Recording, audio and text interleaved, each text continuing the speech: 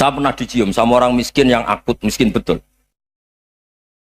Itu tak ajarin, Anda ini lebih hebat ketimbang orang-orang kaya. Misalnya gini, misalnya ada komunitas rektor atau kiai besar. Saya ini kata orang banyak termasuk kiai besar. Mungkin kalau pinjam uang itu karena mau beli mobil, aksesoris mobil, karena kita kiai tok, atau rektor, atau orang-orang tok.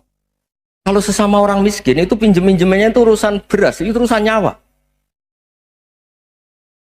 Keren mana? Nyelamatkan nyawa sama aksesoris mobil. Nyawa. Jadi pahala kamu pasti lebih besar. Itu senengnya jadi orang miskin terus keterusan sampai sekarang. Oh itu, ya coba kalau menteri sama menteri, rektor sama rektor, kira-kira pinjamannya apa Pak Arso? Kan kalau mau beli mobil atau mau umroh VIP, pokoknya yang keren-keren. Kalau orang miskin pinjam karena apa? Makan kan? Beras kan? Makanya kalau yang sedang miskin monggo lah, kalau ingin teruskan. Maksud saya Islam itu seenak itu. Islam itu segampang itu. Sudahlah yang sedang miskin ya keren. Karena sekali sosial itu urusannya apa? Nyawa. Tapi kalau miskin semua ya Indonesia bisa tutup kan. Ya sudah yang kaya-kaya itu saya mengatakan Indonesia karena bayar pajak yang menjadikan Indonesia berjalan. Tapi ya dipakai yang benar. Nah, begitu seterusnya. Ada kiai miskin cerita ke kita. Terus enak jenengan alim, terus punya santri banyak, bisa ngajar di mana-mana. Saya bilang, hebat kamu. Dia hidup di daerah tertinggal. Itu yang diajarkan kan hanya tauhid. Kan nggak mungkin desa tertinggal baca fikih perbandingan madhab. Kan nggak mungkin. Kalau yang kayak Pak Fajar, Pak Sadali kan nggak mungkin. Fikih perbandingan apa? Madhab. Menyorot madhab dunia. Gaya engke-engke itu kan nggak benar. Tapi pertanyaannya, yang menyelamatkan masuk surga itu tauhid apa perbandingan madhab? Tauhid. Ini hanya mengajarkan fardu kifayah, sunat-sunat. Ini Anda mengajarkan fardu ain. Surganya dulu kamu. Oh terus senangnya jadi kayak gitu. Karena yang diajarkan apa? Tauhid. Sementara kita yang gaya-gaya ini ajarkan perbandingan apa? Ada studi banding ke Al-Azhar kemana-mana. Ini enggak tauhid. Dari orang nyembah pohon jadi nyembah Allah Ta'ala. Keren enggak? Keren. Jadi terus kiai desa sama saya senangnya bukan mereka karena tak bela. Tapi ada yang agak kurang ajar tanya saya. Kalau itu hebat kenapa Gus gak mau jadi kiai desa? Waduh. Wah ya repot kalau pertanyaan. Terus tak jawab, kalau saya jadi kiai desa, kamu ngangsu ilmu dari mana coba? Ya dari jenengan, ya kalau sama gobloknya ada bisa. Ya sudah, Gus aja yang jadi kiai besar.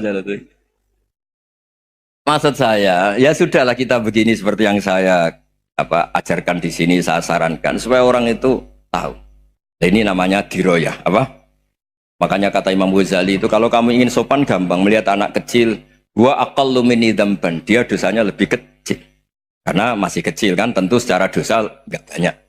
Kalau melihat orang yang tua, gua aktsaru minni ibadatan, dia tentu ibadahnya lebih banyak karena umurnya lebih banyak.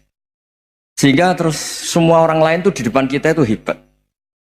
Ya semua orang lain sama misalnya Pak ini rektor, apa Fathul Wahid rektor, tanggung jawabnya lebih banyak, berarti pahalanya lebih banyak.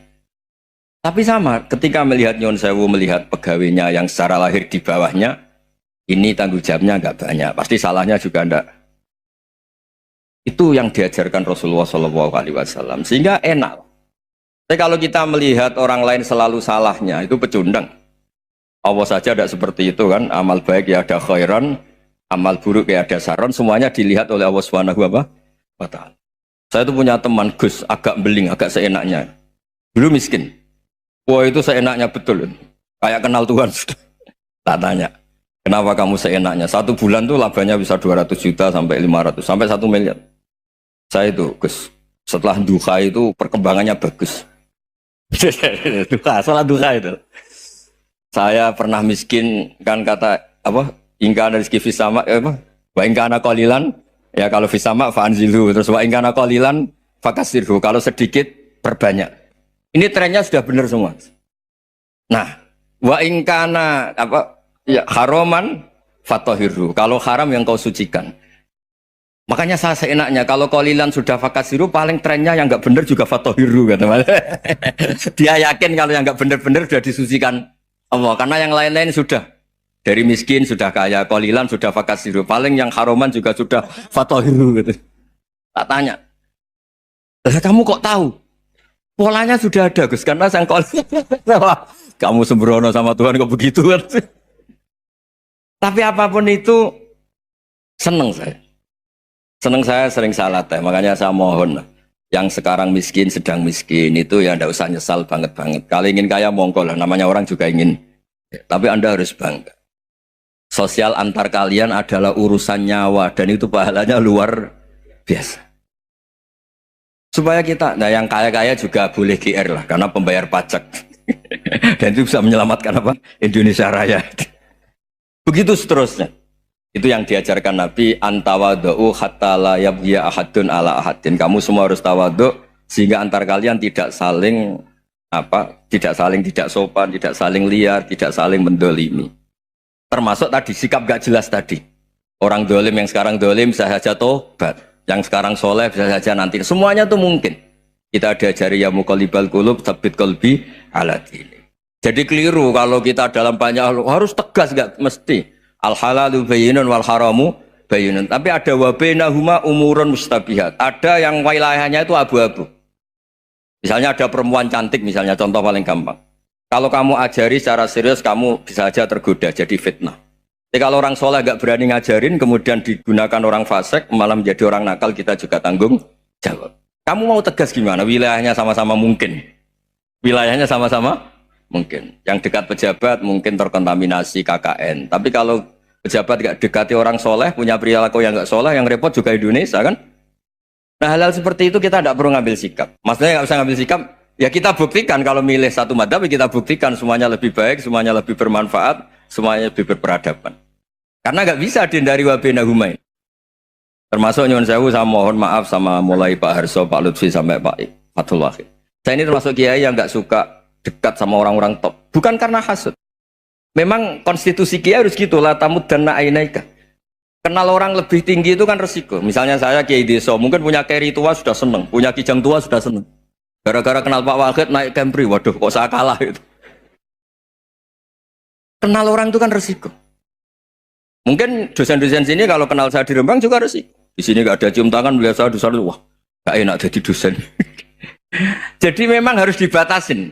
Sekiranya mungkin orang terus, karena latamud dan nanawa, ainaika ilham. Kamu jangan sering melihat orang lain yang mungkin secara lahir dapat nikmat yang lebih tinggi timbang Anda. Kalau kamu nggak bisa ngelola hati Anda bisa hasut, Anda bisa dengki.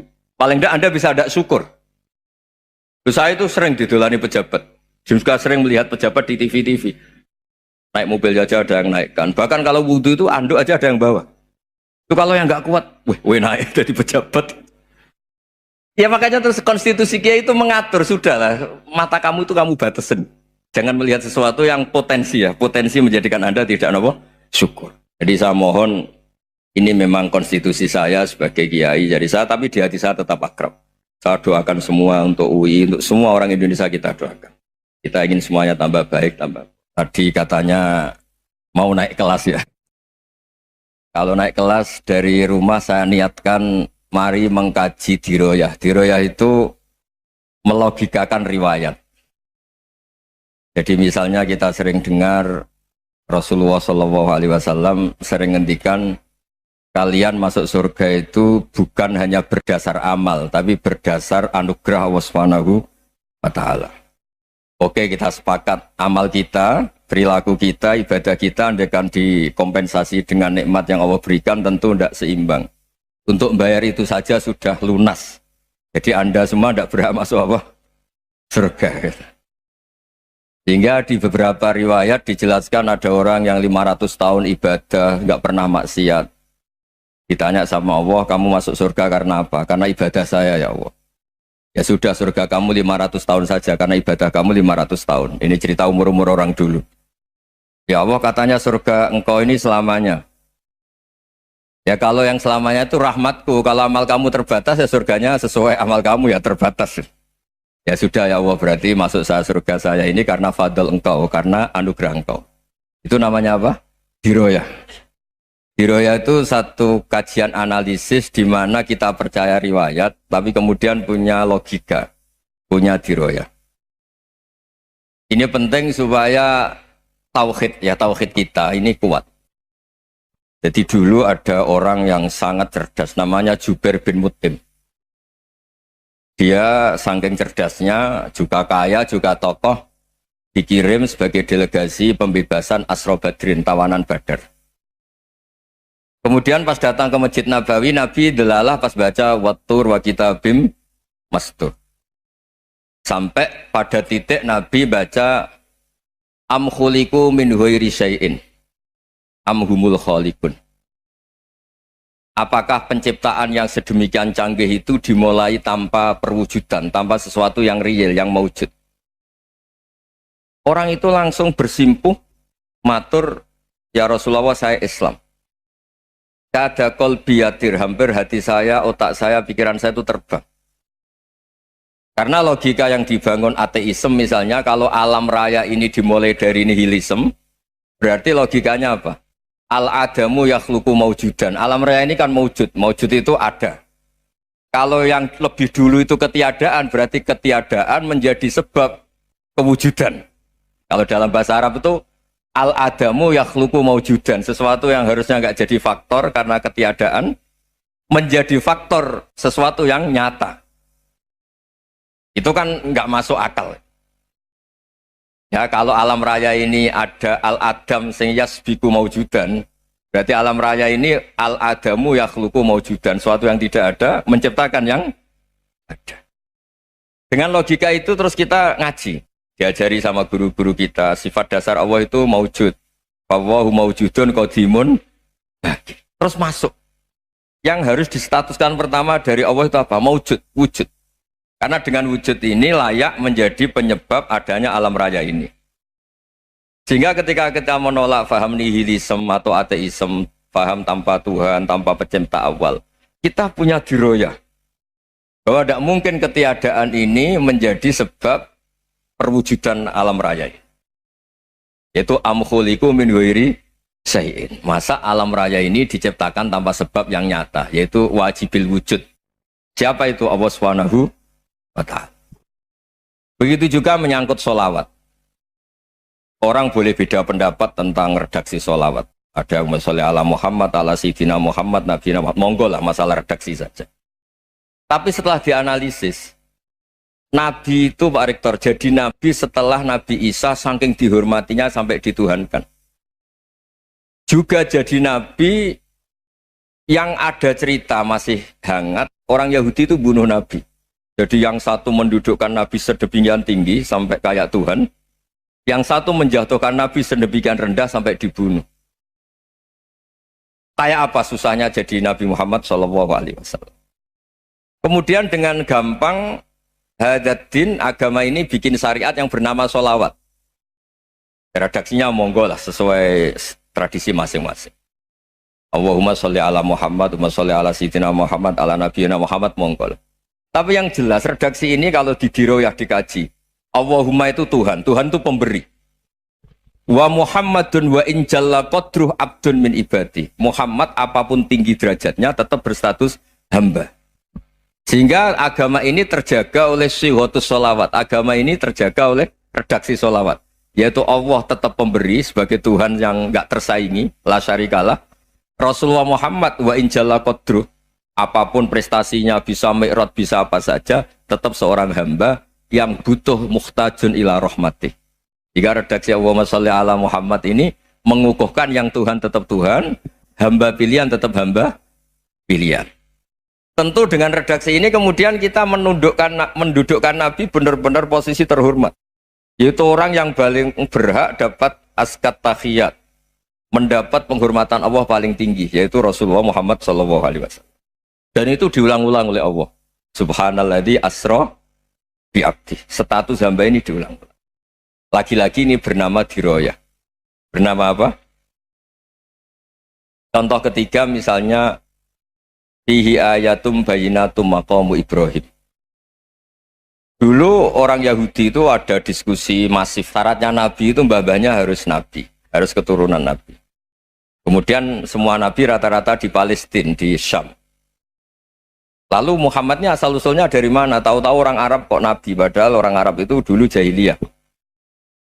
Walhasil terus diceritakan bukti Muhammad ini turunan Ibrahim adalah ada jejak kaki Nabi Ibrahim di dekat apa?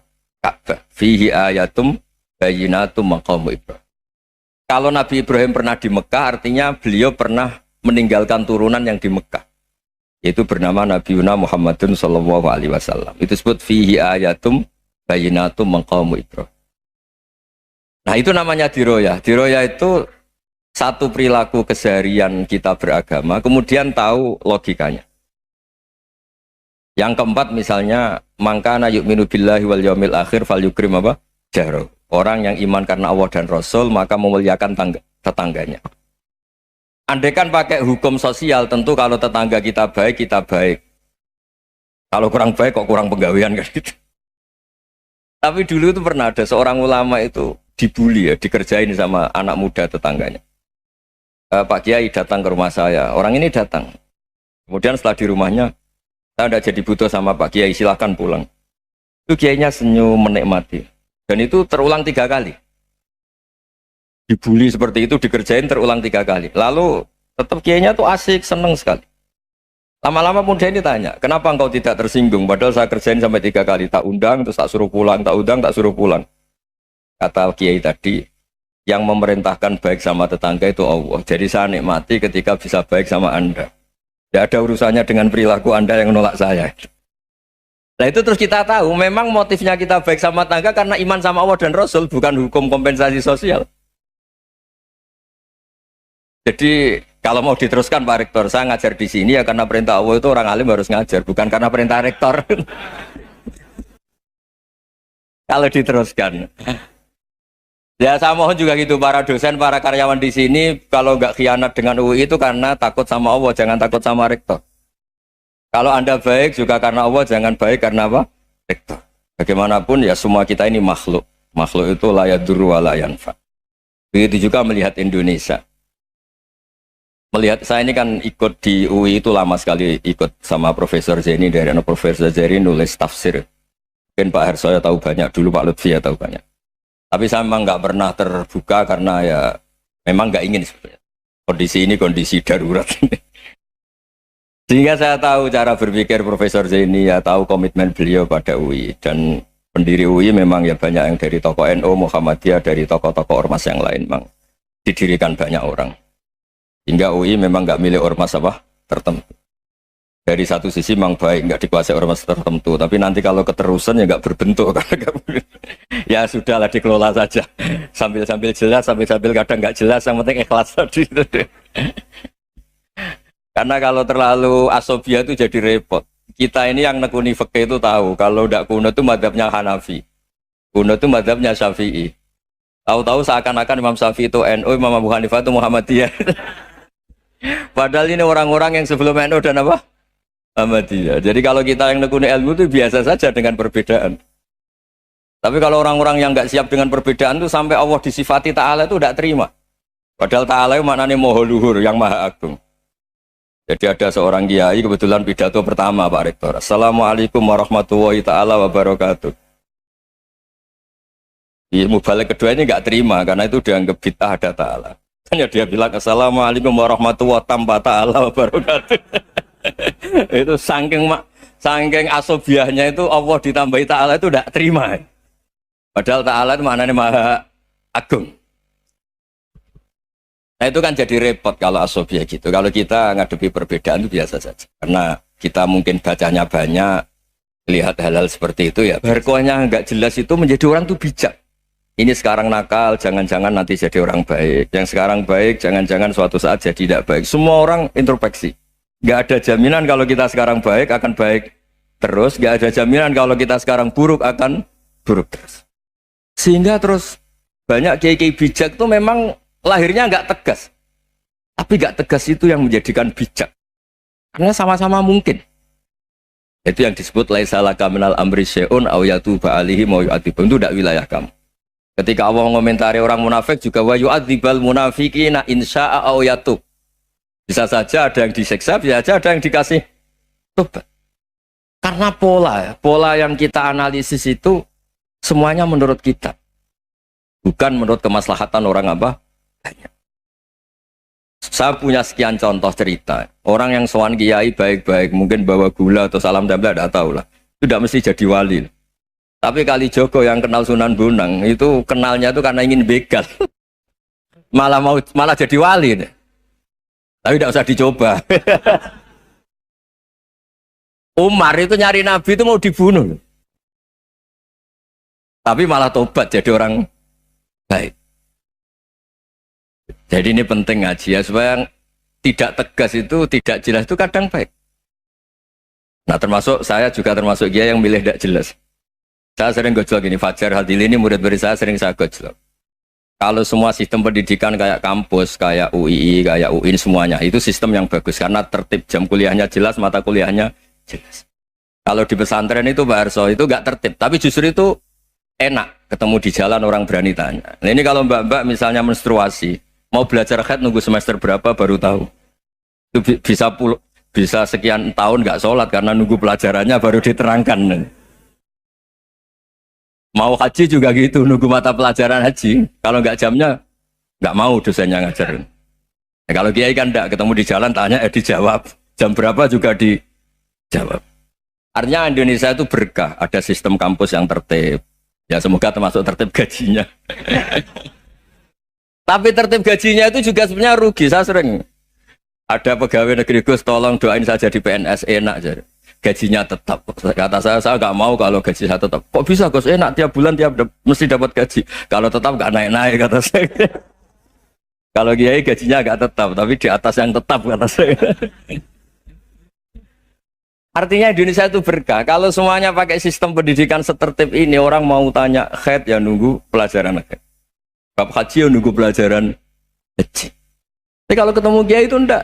Ya pokoknya saya pernah di pasar, Gus mau tanya apa? Anak saya keluar darah terus gini-gini. Padahal biasanya haid hanya 7 hari gini-gini. Ya sudah kembalikan ke biasanya rudat hilal adat. Itu enggak usah sowan ke rumah. Juga enggak registrasi dulu, enggak daftar dulu.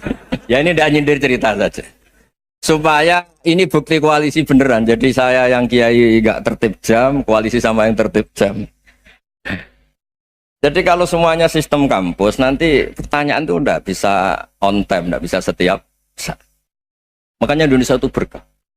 Kiai-kiai yang alim yang di jalan-jalan banyak. Juga kiai yang di kampus dokter-dokter fikih banyak. Yang nekuni ilmu umum ya banyak. Macam-macam. Itu masalah itu kalau saling mengadili itu baru masalah. Misalnya kiai ngeluh, enggak enak jadi kiai, tidak punya gaji tetap. Yang dosen ngeluh, enggak dicium tangannya. Karena memang unik Indonesia itu. Kalau guru fikih kok dosen itu tetap nggak dicium tangannya. Karena pikirannya anak-anak itu wong sudah bayar disuruh nyium. Itu kayak di alam sadar tuh gitu. Kalau kiai itu kan anak-anak gak bayar itu. Ya opanya cium tangan itu. Makanya kalau kiai tidak keramat bisa mati karena cium tangannya doang itu bisa mati itu kiainya. Ya ini cerita. Supaya saling menghormati saling. Nah dulu itu perbedaan itu urusan sudut pandang. Ya saya ulang lagi, perbedaan itu sudut. Allah yang Tuhan saja sering didebat sama nabi-nabinya. Karena urusan sudut pandang apa? Saya beri contoh ya. Suatu saat Khalilur Rahman Ibrahim itu saatnya meninggal sama Allah, Israel disuruh. Israel itu Ibrahim saatnya meninggal, ambil nyawanya. Setelah datang ke Ibrahim, ya Khalilur Rahman Ibrahim, saya disuruh nyabut nyawa Anda. Itu Israel dipaksa mikir sama Ibrahim. Hal ra'aita khalilan yumitu khalilah. Kamu tahu orang yang mencintai kemudian bunuh yang dicintai. Itu logika agak benar. Akhirnya Israel kan nggak biasa debat, kan nggak dilatih debat, nggak pernah ikut lomba UI debat ilmiah. Dia taunya nyambut nyawa aja. Kembali ke Allah. Ya Allah, kata Ibrahim, hal ra'aita khalilan yumitu khalilah. Masa kekasih bunuh yang dicintai ya. Tapi kata Allah santai. Bilang ke Ibrahim, hal ra'aita habiban yakrahu ayyalqa habibah. Masa katanya dia cinta saya, kemudian ketemu saya tidak berani. Israel mater lagi. Logikanya gini Ibrahim, masa yang dicintai sama yang ketemu yang dicintai nggak berani? Ya udah ketemu aja. Katanya yang meninggal itu. Artinya kamu bisa saja GR tidak mati-mati karena merasa dicintai. atau ingin mati karena mencintai. Nah, maksud saya hal-hal seperti ini orang UI pasti gak jelas. Katanya cinta Allah suruh mati ya nggak mau. Gak jelas kan? Dibilang gak cinta juga gak mau. Tapi dibilang cinta kalau ukurannya mati juga gak mau. Nah, tapi dalam banyak hal gak jelas itu penting, Pak Rektor. Penting sekali. Buatan guyon. Saya beri contoh sekian ilmiah, gak jelas itu penting. Rasulullah Shallallahu Alaihi Wasallam itu dalam banyak hal itu disuruh Allah, memang disuruh supaya ngambil sikap seperti itu. Karena Allah itu punya otoritas penuh untuk bikin orang itu baik atau tidak baik. Wahsy itu yang membunuh Sayyid Hamzah, orang paling dicintai Nabi, di antara yang dicintai Nabi. Qatalahu Wahsyun, dibunuh oleh Wahsy. Nabi secara basarnya itu gak suka sama Wahsy. Sampai cara lahir ya ingin corong Jawa ingin masuk nol. Tapi apa kata Allah? Laisa laka minal amri syai'un aw yatuba alaihim aw yu'adziba. Itu tidak wilayah kamu Muhammad. Malah Wahsy dikasih tobat sama Allah. Khalid bin Walid. Itu perang Uhud kalah itu karena ide brilian Khalid bin Walid. Pas itu masih panglima kafir. Yaitu pura-pura kalah, ghanimah dilepas, sahabat turun, pasukannya naik, walhasil orang Islam kalah. Khalid bin Walid akhirnya juga masuk Islam. Orang yang secara basariah Nabi itu gak siap. Kebalikannya juga ada. Sa'labah itu orang sampai tempat gelar hamamatul masjid. Ini pas ngaji mesti ingat. Salah. Dia di masjid terus. Setiap habis salam tuh lari karena istrinya nyuwun sewu masih berpakaian yang tidak pantas. Kenapa engkau terburu-buru pulang? Pakaian yang dipakai istri saya sekarang saya pakai. Ya pakaian sarong itu kayak Pak Rektor kan fleksibel.